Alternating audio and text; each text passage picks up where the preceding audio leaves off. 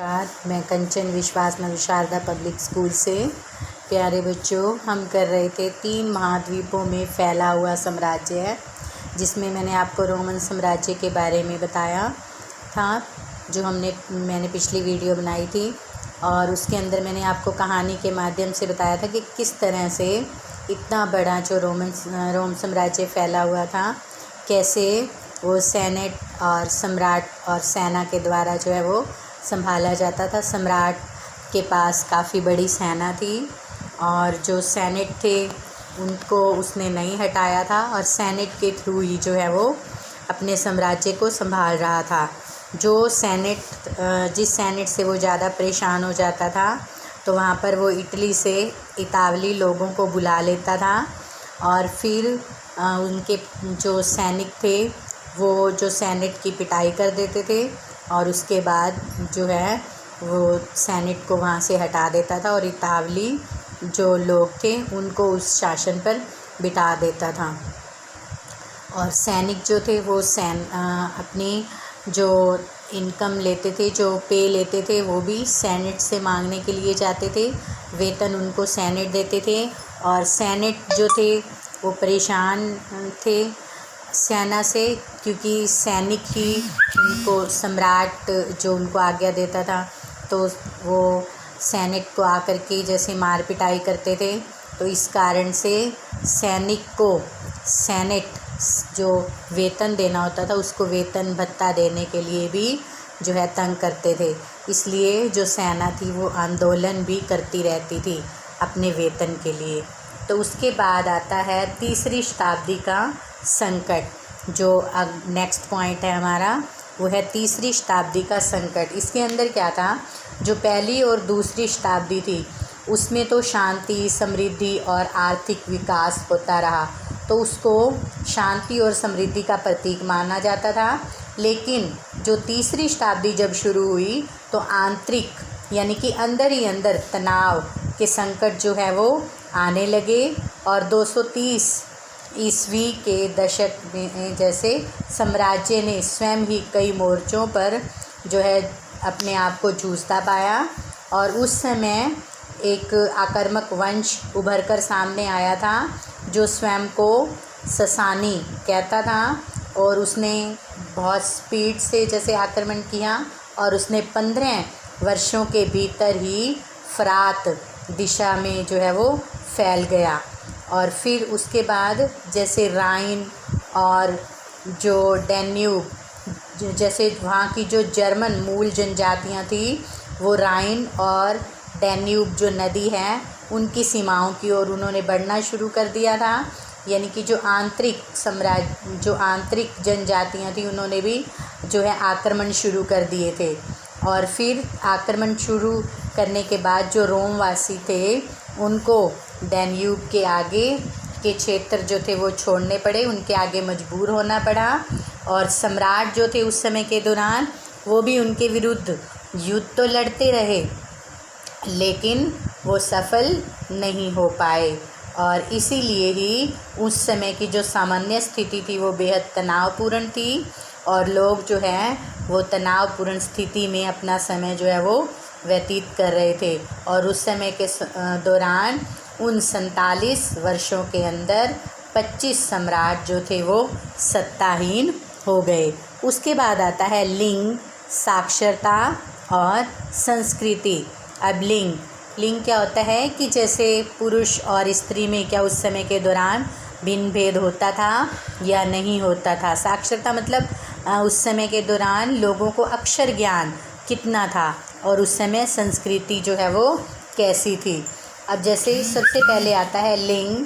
जो रोमन साम्राज्य था, जो रोमन समाज था,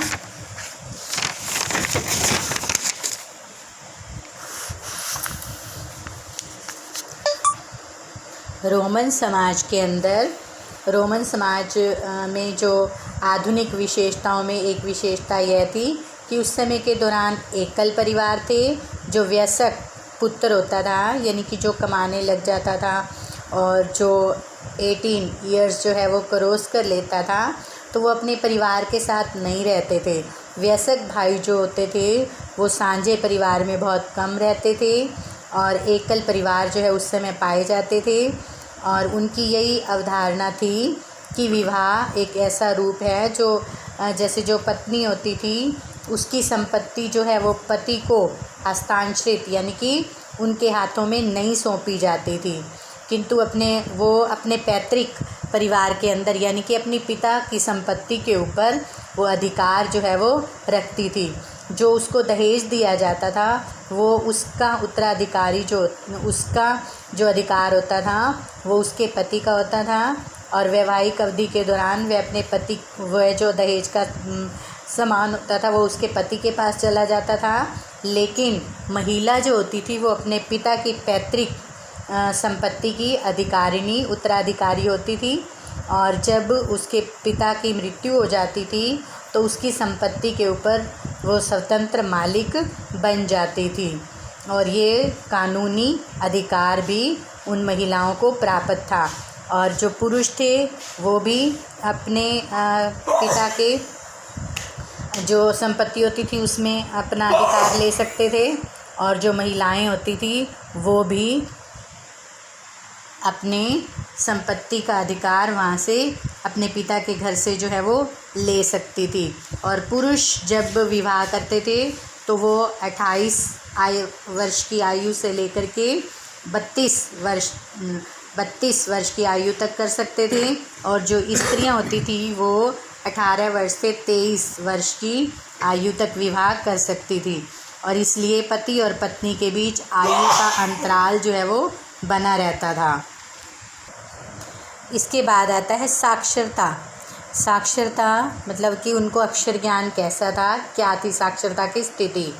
तो जो साक्षरता थी वो काम चलाऊ दरें जो थी सामान्य विभिन्न भागों के अंदर जैसे अलग अलग जगहों पर अलग अलग साक्षरता की दरें थी। जो पोम्पई नगर था वहाँ पर जैसे ज्वालामुखी फटने से वो सारा नगर ही जो दफन हो गया था, लेकिन फिर भी वहाँ पर ठोस प्रमाण जो है वो मिलते हैं कि वहाँ पर काम चलाऊ साक्षरता व्यापक रूप से विद्यमान थी। और जो पोम्पई की जो मुख्य गलियाँ थी उनकी दीवारों पर जो विज्ञापन हैं समूचे शहर में अभिलेखन जो हैं वो पाए गए हैं। और फिर इसके विपरीत मिस्र में आज भी जो सैकड़ों पैम्पायरस बचे हुए हैं जिनके ऊपर औपचारिक दस्तावेज संविदा पत्र आदि जो हैं वो लिखे हुए हैं और आमतौर पर व्यावसायिक लिपिकों द्वारा ये लिखे जाते थे। और ये दस्तावेज जो हैं ये बताते हैं कि अमुक व्यक्ति जो उस समय जैसे कोई भी व्यक्ति होता था वो कै और ख को पढ़ सकता था या लिख सकता था या नहीं लिख सकता था, परंतु वहाँ की जो साक्षरता थी वो निश्चित रूप से जो कुछ वर्ग थे उन लोगों के अपेक्षाकृत अधिक व्यापक थी। जैसे सैनिक थे, फौजी थे, अफसर थे और संपदा प्रबंधक थे, उनके अंदर जो है वो साक्षरता की दर जो है वो पाई जाती थी, यानी कि साक्षर वही व्यक्ति ही होते थे। उसके बाद आपका आता है जो थर्ड पॉइंट है वो संस्कृति। उस समय के दौरान जो लोग थे वो देवी देवताओं की जो है पूजा करते थे, विविध प्रकार की वेशभूषा पहनते थे, ठीक है। और क्या था उस समय के दौरान जैसे जो देश में धार्मिक संप्रदाय और तथा स्थानीय देवी देवताओं में भरपूर विविधता थी। बोलचाल की जो भाषाएं थी वो अनेक भाषाएं जो थी उस समय के दौरान प्रचलित थी।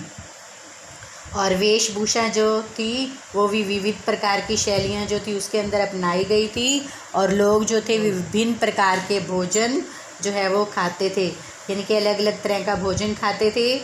और सामाजिक संगठन जो होते थे वो भी भिन्न भिन्न प्रकार के होते थे और अनेक प्रकार की बस्तियां जो थी वहाँ पर विद्यमान थी। उसके बाद आता है आपका आर्थिक विस्तार की आर्थिक यानी कि जो इकोनॉमिकल जो उनकी अर्थव्यवस्था थी वो कैसी थी। आर्थिक विस्तार के अंदर जैसे रोम का जो साम्राज्य था उसके अंदर बंदरगाह थे, खाने खदान ईंट भट्ठों, जैतून के तेल की फैक्ट्रियाँ आदि की संख्या जो थी वो बहुत अधिक थी। उसके परिणाम स्वरूप क्या हुआ कि साम्राज्य का जो आधारभूत आर्थिक ढांचा था वो काफ़ी मजबूत हो गया था। गेहूँ, अंगूरी शराब और जैतून का तेल, ये उनकी इन चीज़ों का वहाँ पर मुख्य व्यापार होता था और वहाँ पर अधिक मात्रा में इन चीज़ों का प्रयोग भी होता था। और ये मुख्यतः जो ये चीज़ें थी, गेहूँ, अंगूरी शराब आदि, ये मुख्यतः स्पेन, गैलील प्रांतों, उत्तरी अफ्रीका, मिस्र और इटली से आती थी, क्योंकि वहाँ पर इन फसलों की स्थितियाँ जो थी इन फसलों के अनुकूल थी। शराब, जैतून का तेल और अन्य तरल पदार्थ जो थे वो ढुलाई एक प्रकार के मटकों के अंदर होती थी और जिन्हें एम्फोरा कहते थे। एम्फोरा के अंदर ये जो जैतून का तेल था, शराब आदि थी, एम्फोरा नाम के मटके या कंटेनर होते थे, उनके अंदर भर कर के इनको लाया जाता था। और जैतून का तेल जो है निकालने के लिए 140 से 160 ईस्वी के दौरान, इस समय के दौरान ये बहुत ही मतलब ऊंचा था। उस समय के दौरान बहुत अधिक तेल जो है वो निकाला जाता था और मुख्यतः वहाँ से स्पेन से कंटेनरों के अंदर दूसरे देशों में लाया जाता था। और जो पुरातात्विक हेनरिक ड्रेसन के जिसने इसका नाम रखा था, और वो प्रदेशों में जो साम्राज्य के भिन्न भिन्न प्रदेश थे वहाँ पर जमींदार तथा उत्पादक अलग अलग वस्तुओं का बाजार हथियाने के लिए आपस में प्रतिस्पर्धा करते थे। यानी कि एक दूसरे कि मैं अधिक करूँ, इस तरह से जो है कार्य किया जाता था। और वहाँ पर जैतून के तेल का व्यापार जो था उसको इस कारण से बहुत प्रभुत्व में भी वो बदल गया, यानी कि उसको बहुत ज़्यादा प्रोत्साहन भी मिला। फिर जैसे जो वहाँ के साम्राज्य के अंतर्गत बहुत से क्षेत्र ऐसे थे जिनकी जो अपनी उर्वरकता के लिए प्रसिद्ध थे, यानी कि वहाँ की मिट्टी जो थी वो बहुत उपजाऊ थी। इसमें इटली के जो कुछ प्रदेश आते हैं और मिस्र के कुछ प्रदेश आते हैं, और जैसे जो दक्षिण गॉल तथा बाएटिका के भी कुछ प्रदेश इसके अंदर आते हैं। और वहाँ की मिट्टी की उपजाऊ शक्ति अधिक होने के कारण ही वहाँ की जो आबादी थी वो घनी आबादी वाले प्रदेश वो माने जाते थे। और रोम के क्षेत्र में अनेक बड़े बड़े भाग जो थे वो बहुत ही उन्नत अवस्था में थे। कौन कौन से वो भाग थे? जैसे नुमीडिया, और जैसे जो चरवाहे थे वो खाना बदोश अपने साथ जो है झोपड़ियाँ उठाए अपनी भेड़ बकरियों के साथ घूमते रहते थे। परंतु उत्तरी अफ्रीका में रोमन जागीरों के विस्तार होने के कारण वहाँ चरवाहों की संख्या में बहुत कमी आ गई थी। और फिर स्पेन के अंदर उत्तरी क्षेत्र जो है वो कम विकसित था और यहाँ के किसान पहाड़ियों की चोटियों में बसे गांव में जो है वो रहते थे। और रोम की आर्थिक दृष्टि से अगर रोम को देखा जाए तो वह एक धनी साम्राज्य था और यहाँ पर बहुत बड़ी संख्या में सोने के सिक्के भी जो थे वो प्रचलित थे। इसके बाद जो पॉइंट आता है वो कि श्रमिकों पर ये नियंत्रण कैसे करते थे। जो रोम साम्राज्य था उसके अंदर श्रम का प्रबंधन कैसा था और श्रमिकों पर ये नियंत्रण कैसे करते थे। जो रोम में श्रम प्रबंधन तथा मज़दूरों को अपने नियंत्रण में रखने का जो है विशेष महत्व था।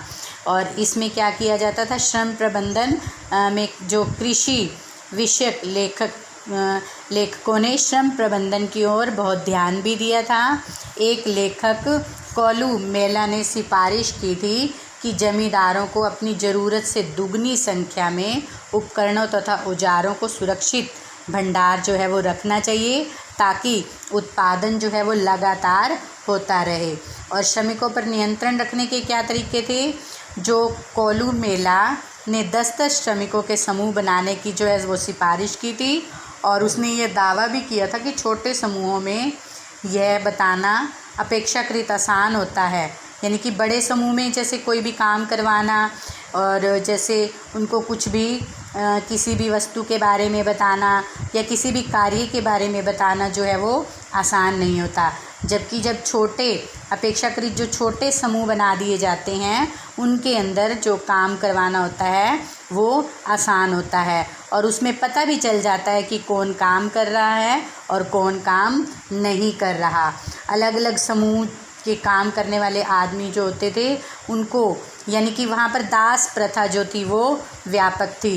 वहाँ पर पैरों में जंजीर डालकर उनको जो एक जैसा काम करने वाले लोग होते थे उनको पैरों में जंजीर डालकर एक साथ रखा जाता था और एक जैसा ही उनसे कार्य जो है वो करवाया जाता था। और रोम साम्राज्य में कुछ औद्योगिक जो परिस्थान थे उनके अंदर बहुत बड़े कड़े नियम जो थे वो लागू किए जाते थे। सुगंधित जैसे जो राल की फैक्ट्रियां होती थी वहाँ पर कामगारों को जो है वहाँ पर कामगारों के ऊपर एक सील लगा दी जाती थी और वे अपने सिर के ऊपर एक जाली वाला मास्क और नेट उनको पहनना पड़ता था और उन्हें फैक्ट्री से बाहर जाकर अपने कपड़े जो है वो उतारने पड़ते थे। और अधिकांश फैक्ट्रियों के अंदर ये जो कानून बनाया गया था ये लागू होता था। कामगारों को दागा जाता था यानी कि क्या कर दिया जाता था, उनके ऊपर निशान बना दिए जाते थे ताकि वे कहीं भी भागें ना, और अगर वे भागने का प्रयत्न करें तो वे पकड़ में भी आ जाएं क्योंकि उनके ऊपर एक निशान बना हुआ होता था और वे निशान से पहचाने जाते थे। यानी कि दास बना करके जैसे उनको रखा जाता था और उन्हीं दासों को ही निशान बना दिए जाते थे और उन्हीं निशानों से ही उनको जो है वो पहचाना जाता था। उसके बाद आता है सामाजिक श्रेणियाँ कि समाज जो है वो कैसी श्रेणियों में बटा हुआ था। तो उसके अंदर आता है सबसे पहला अभिजात वर्ग, मध्य वर्ग और निम्न वर्ग, यानी कि 3 मुख्य श्रेणियों के अंदर जो है वो समाज बटा हुआ था। अभिजात वर्ग के अंदर कौन से लोग आते थे? उच्च लोग आते थे, धनी लोग आते थे, जो जैसे सेनेटर आदि थे वो इनके अंदर आते थे। और मध्यम वर्ग के अंदर नौकरशाही और सेना और जो साधारण लोग होते थे वो शामिल होते थे। और निम्न वर्ग के अंदर जो दास थे, जो मुख्यतः ग्रामीण श्रमिक थे, जो उद्योगों में काम करने वाले, जो खनन का कार्य करने वाले और जो प्रवासी कामगार होते थे, जो अनाज जैतून की फसल आदि की कटाई करते थे, और जो शिल्पकार, जो मजदूरी पाने वाले श्रमिक थे, और जो अस्थाई यानी कि जो कभी कभी काम करने वाले जो दास थे वो सब निम्न वर्ग के अंदर जो है वो आते थे। उसके बाद आता है कि सामाजिक श्रेणियाँ, जो सामाजिक श्रेणियाँ हो गया हमारा। उसके बाद आता है कि परवर्ती पुराकाल, यानी कि परवर्ती पुराकाल, उसके बाद का जो काल था वो कैसा था। अब ये परवर्ती पुराकाल शब्द का जो प्रयोग है वो रोमन साम्राज्य के अंदर 4वीं से 7वीं शताब्दी के इतिहास में के लिए किया जाता है और ये अवधि अनेक सांस्कृतिक और आर्थिक हलचलों से परिपूर्ण थी। इसके अंदर धार्मिक परिवर्तन हुए, प्रशासनिक परिवर्तन भी हुए। जैसे जो उस समय के जो सम्राट थे वो ईसाई धर्म को राजधर्म बनाना चाहते थे और उन्होंने फिर ऐसा ही किया, ईसाई धर्म को राजधर्म बना दिया और इसके बाद राज्य में तेज़ी से ईसाईकरण जो है वो होने लगा। और फिर 7वीं शताब्दी में इस्लाम धर्म का भी उदय हुआ और फिर ये धर्म बहुत ही लोकप्रिय हो गया। और फिर इसके अंदर प्रशासनिक परिवर्तन क्या हुए, जो राज्य के प्रशासनिक ढांचे थे उसके अंदर भी बहुत ज़्यादा परिवर्तन हुए। जो उस समय के सम्राट थे वो प्रारंभ में क्या करते थे कि जो कॉन्स्टेंटाइन और उसके बाद के काल तक जो जारी रहे वो क्या करते थे कि साम्राज्य का विस्तार जो है जैसे बहुत अधिक हो गया था तो प्रदेशों का सामरिक और आर्थिक दृष्टि से कोई भी महत्व नहीं रहा था। इसीलिए जो महत्वहीन हो जाता था वो प्रदेश को छोड़कर साम्राज्य को मतलब छोड़ करके थोड़ा छोटा बना देता था और वो साम्राज्य की सीमाओं के ऊपर किले बनवाता था, यानी कि सीमाएं जो है वो उनको किले के रूप में लेने लगा था, किले बनवाने लगा था और प्रांतों का दोबारा से गठन करने लगा था। तो हमने लगभग जैसे जो लेसन है उसको कंप्लीट कर लिया है। तो आप अपनी जो NCERT की बुक है, मैंने आपकी उसी में से ही मैंने सारे ये पॉइंट लिए हैं।